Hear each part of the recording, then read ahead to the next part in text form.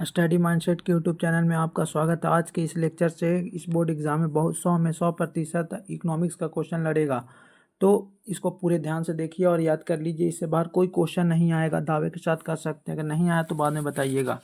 तो पहला है कि अर्थव्यवस्था के कितने प्रकार होते हैं। तो अर्थव्यवस्था के 3 प्रकार होते हैं। जल्दी जल्दी रिवीजन करवाते हैं, रिवीजन वीडियो है। पूंजीवादी, जिसमें निजी व्यक्ति का स्वामित्व होता है, जिसका उद्देश्य क्या होता है, लाभ कमाना। समाजवादी, सरकार का स्वामित्व होता है, मुख्य उद्देश्य इसका होता है सामाजिक कल्याण।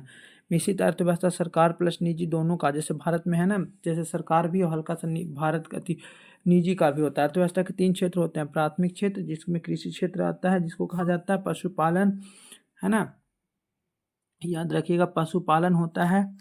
उसके बाद आता है हमारा द्वितीय क्षेत्र, जिसको औद्योगिक क्षेत्र के नाम से जाना जाता है। किसे नाम जाना जाता है, औद्योगिक क्षेत्र के नाम से जाना जाता है। और द्वितीय क्षेत्र, जिसको तृतीय क्षेत्र सेवा क्षेत्र के नाम से जाना जाता है। बैंकिंग, बीमा, भंडारण, संचार, परिवहन, सार्वजनिक प्रशासन। महत्वपूर्ण आर्थिक अवधारणाएं।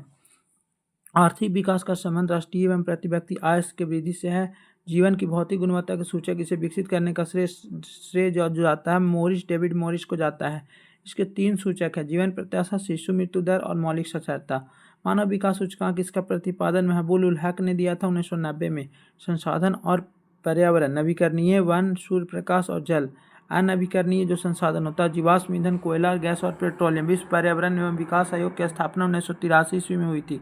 योजना और विकास परिषद, योजना आयोग 5 वर्षीय योजना तैयार करती है। गठन 1950 में हुआ था। अध्यक्ष इसके प्रधानमंत्री थे। नया नाम इसका नीति आयोग हो गया। राष्ट्रीय विकास परिषद की स्थापना 1952 ईस्वी में हुई थी।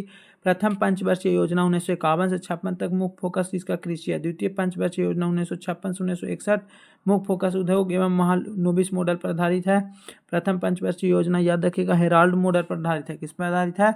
Herald model, Herald. उसके बाद आता है बिहार और झारखंड। बिना कोई टाइम गवाए हुए हम लोग जल्दी जल्दी रिवीजन करते हैं। झारखंड बिहार से अलग हुआ था नवंबर 2000 ईस्वी में। बिहार का क्षेत्रफल 94,163 वर्ग किलोमीटर है। जनसंख्या के मामले में तीसरे नंबर पर आता है। राष्ट्रीय एवं उत्पादन के कारण कौन कौन है? उत्पादन के 4 कारण हैं: भूमि, श्रम, पूंजी और उद्यम। लेकिन सबसे ज़्यादा अगर इंपॉर्टेंट एग्जाम में आ जाओ ऑब्जेक्टिव में, तो किसको मारिएगा? भूमि। राष्ट्रीय आय एवं उत्पादन के कारण के उत्पादन के 4 प्रमुख कारण: भूमि, श्रम, पूंजी, उद्यम। जीडीपी, देश की अर्थव्यवस्था के अंदर जो चाहे देशी हो या विदेशी, उसको अंतिम मूल्य को जब जोड़ा जाता है उसको जीडीपी यानी ग्रोस डोमेस्टिक प्रोडक्ट यानी सकल घरेलू उत्पाद कहा जाता है। एनएनपी, राष्ट्रीय उत्पादन जो होता है उसमें अगर मूल्यह्रास यानी कि गिरावट को घटा देते हैं तो एनएनपी बनता है शुद्ध राष्ट्रीय उत्पाद। National income, GNP, gross national income, जिसको एक वर्ष में अंदर जिन वस्तुओं का सेवाओं का अंतिम बाजार में, यानी इसमें क्या होता है, विदेशी को बाहर भगा दिया जाता है। राष्ट्रीय आय, शुद्ध राष्ट्रीय आय में प्रत्यक्ष करों को घटाने एवं सरकारी अनुदान को जोड़ने से प्राप्त आय को राष्ट्रीय आय कहा जाता है। अर्थव्यवस्था और राष्ट्रीय आय की माप इसके 3 मुख्य तरीके: उत्पाद गणना विधि जो ब्रिटेन में शुरू हुआ था 1907 ईस्वी में, आय गणना विधि और व्यय गणना विधि। प्रति व्यक्ति आय जो होता है पर कैपिटा इनकम, है ना, याद रखिएगा वो क्या होता है। पर कैपिटा इनकम जो होता है वो क्या होता है? पूरे राष्ट्रीय आय जो होता है उसमें हम लोग किससे भागा दे देते हैं? जनसंख्या। किससे? जनसंख्या से। पूरा जनसंख्या से भाग देंगे तो जो निकलेगा उसको हम लोग बोलते हैं प्रति व्यक्ति आय, है ना। तो आगे है कि राष्ट्रीय आय का अर्थ होता है उत्पादन के साधनों की। आरबीआई का राष्ट्रीयकरण कितना कहा? 1 जनवरी 1949 ईस्वी। आरबीआई की स्थापना 1 अप्रैल 1935 ईस्वी में हुआ था। इसको बैंकों का बैंक के नाम से जाना जाता है। इसका मुख्यालय मुंबई है, याद रखिएगा। बिहार की अर्थव्यवस्था का जो मुख्य आधार होता है वो कृषि होता है। क्या होता है? कृषि। आय में सर्वाधिक योगदान किसका है? सेवा क्षेत्र का है। किसका है? सेवा क्षेत्र का। सर्वाधिक प्रति व्यक्ति आय वाला जिला पटना है। मुद्रा और बचत, देखिए मुद्रा के प्राथमिक कार्य जो होता है विनिमय का मुद्रा मूल्य का मापन। मुद्रा का प्राचीनतम रूप वस्तु मुद्रा है। और एक भी वस्तु विनिमय प्रणाली भी होता है जिसमें वस्तु के बदले वस्तु देते हैं, जैसे आटा के बदले चावल। मुद्रा के रूप में सर्वाधिक प्रयोग चांदी और सोना का हुआ है। कुल आय में से अगर खर्च को घटा देते हैं तो बचत निकलता है। पूंजी का निर्माण बचत की प्रकृति पर निर्भर करता है। प्रोफेसर केन के अनुसार बचत को प्रभावित करने वाले तत्व होते हैं। जो बचत को प्रभावित करते हैं वो क्या क्या है? बचत करने की शक्ति, बचत करने की इच्छा और बचत करने की सुविधाएं। वस्तु विनिमय प्रणाली की कठिनाइयाँ क्या होती है? आवश्यकता के दोहरे संयोग का अभाव, मूल्य का मापन और कठिनाई। वित्तीय संस्था, इन्हें दो वर्गों में बांटा गया है, मुद्रा बाजार और पूंजी बाजार। पूंजी बाजार में दीर्घकालीन साख प्रदान करता है और मुद्रा बाजार में अल्पकालीन साख प्रदान करता है। मुंबई का शेयर बाजार दलाल स्ट्रीट के नाम से जाना जाता है। बैंकिंग के प्रकार बैंकों का बैंक और आरबीआई को कहा जाता है।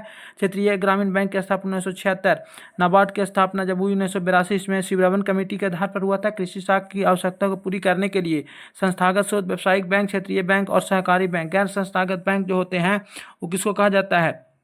महाजन, साहूकार, व्यापारी और सार्वजनिक क्षेत्र और राष्ट्रीयकृत बैंक है।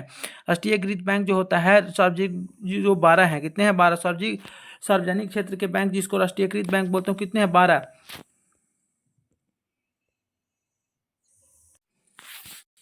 सहकारिता का अर्थ होता है मिलकर काम करना। इतिहास इसका है सहकारी समिति का 1904 ईस्वी। मैगलन समिति सहकारिता की प्रगति हेतु गठित होता है। 1919 ईस्वी में सहकारिता को प्रांतीय विषय बनाया गया था। आगे है कि अंतर्राष्ट्रीय सहकारी वर्ष 2012 को घोषित किया गया था। सहकारी संगठन अल्पकालीन शाख होता है जो प्राथमिक समिति, केंद्रीय बैंक और राज्य सहकारी बैंक होता है। दीर्घकालीन जो शाख प्रदान करता है वो करता है भूमि विकास बैंक। स्व सहायता समूह जो होता है 10 से 15 महिलाओं का समूह होता है। ग्रामीण बैंक जो बांग्लादेश में स्थापित हुई थी 2006 में, है ना। इसमें 2006 में नोबेल प्राइज 2006 में स्थापित नहीं हुई थी, बांग्लादेश में स्थापित हुआ था, लेकिन मोहम्मद यूनुस को इसके लिए 2006 में नोबेल प्राइज मिला था। बिहार में 3 क्षेत्रीय ग्रामीण बैंक हैं। भारत की वित्तीय राजधानी मुंबई को कहा जाता है। किसको कहा जाता है? मुंबई को। सकल घरेलू उत्पाद में सर्वाधिक योगदान सेवा क्षेत्र का होता है, जो जिसको तृतीयक क्षेत्र के नाम से जाना जाता है।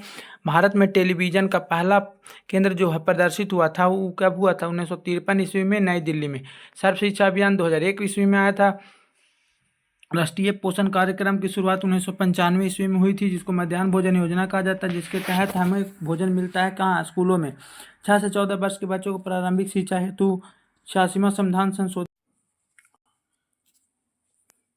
एक अर्थव्यवस्था की आधार संरचना का निर्माण सेवाओं द्वारा होता है। विकसित क्षेत्रों के कार्यबल का अधिकांश भाग सेवा क्षेत्र में होता है। वैश्वीकरण या भूमंडलीकरण देश की अर्थव्यवस्था को विश्व की अर्थव्यवस्था के साथ जोड़ना। मुक्त व्यापार वैश्वीकरण का आधार होता है। मुक्त व्यापार की नीति के समर्थक कौन थे? Adam Smith. बहुराष्ट्रीय company Honda, Pepsi, Coca Cola और कोलगेट, नोकिया जो बहुत सारे देशों में अपना व्यापार करते हैं उसको बहुराष्ट्रीय कंपनी के नाम से जाना जाता है। विश्व व्यापार संगठन 1995 ईस्वी में जिनेवा में इसका गठन मुख्यालय है। गैट के स्थान पर हुआ था। गैट पहले था, उसी को बदलकर विश्व व्यापार संगठन बनाया गया। वाष्प इंजन का आविष्कार जेम्स वाट ने। नई आर्थिक नीति जिसको एलपीजी कहा जाता है, जिसके तहत 3 चीज़ आया था। उदारीकरण, एल से होता है लिबरलाइजेशन, पी से प्राइवेटाइजेशन यानी निजीकरण, और जी से होता है ग्लोबलाइजेशन यानी वैश्वीकरण या भूमंडलीकरण। उदारीकरण में लाइसेंस नीति को समाप्त किया गया था। निजीकरण में हुआ था कि कुछ जो सरकारी थे उसको प्राइवेट के रूप में दिया गया था। वैश्वीकरण में विश्व की अर्थव्यवस्था को, देश की अर्थव्यवस्था को विश्व की अर्थव्यवस्था के साथ जोड़ना। कारण था विदेशी विनिमय का संकट और विदेशी व्यापार की प्रतिकूलता। वैश्वीकरण की विशेषता थी वस्तुओं का मुक्त प्रवाह, पूंजी का मुक्त प्रवाह और प्रौद्योगिकी का मुक्त प्रवाह। विश्व उपभोक्ता दिवस 15 मार्च। अगर राष्ट्रीय उपभोक्ता दिवस पूछा जाए तो 24 मार्च होता है। राष्ट्रीय उपभोक्ता दिवस 24